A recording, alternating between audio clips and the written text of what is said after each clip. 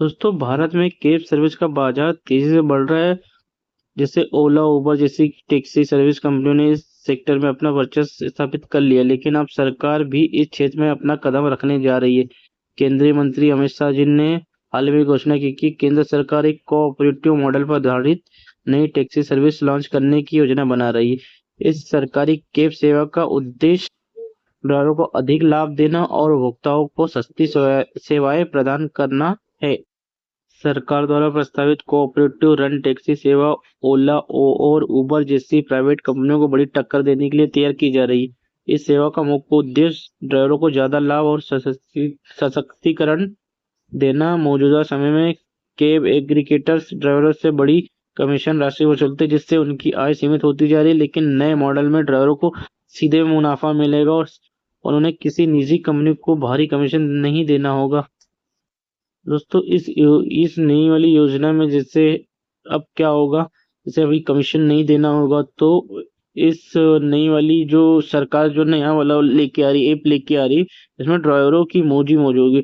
जैसे ज्यादा कमाई का मौका मिलेगा। अमित शाह जी ने इस बात को संसद में बताया है कि कोऑपरेटिव कैब सर्विस से सबसे बड़ा फायदा टैक्सी चालकों को होगा और कम कमीशन कटौती। और ओला उबर जैसे प्लेटफॉर्म ड्राइवर से 20 से 30% तक कमीशन उछलते थे, जबकि सरकारी कोऑपरेटिव मॉडल में यह बहुत कम होगा। बेहतर इंश्योरेंस भी होगा। सुरक्षा, ड्राइवरों को अधिक सामाजिक सुरक्षा मिलेगी, जैसे कि स्वास्थ्य बीमा, दुर्घटना बीमा, पेंशन जैसी सुविधाएं मिलने की बात कही है।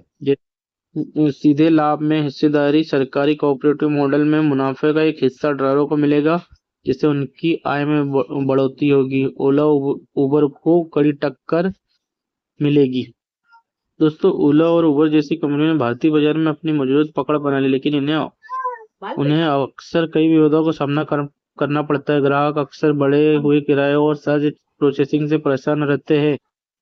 ड्राइवर को लगातार कम कमीशन और अनफेयर ट्रीटमेंट की शिकायतें करते हुए सेवा की गुणवत्ता को लेकर भी कई बार सवाल उठाते रहते हैं। सरकार की नई कैब सेवा के आने से इन कंपनियों को बड़ी चुनौती मिली है, क्योंकि ये सेवा सस्ता किराया, अधिक पारदर्शिता और ड्राइवरों के लिए बेहतर आर्थिक अवसर प्रदान कर सकती है। दोस्तों, अब बात करते हैं कि इसका संचालन कैसे होगा।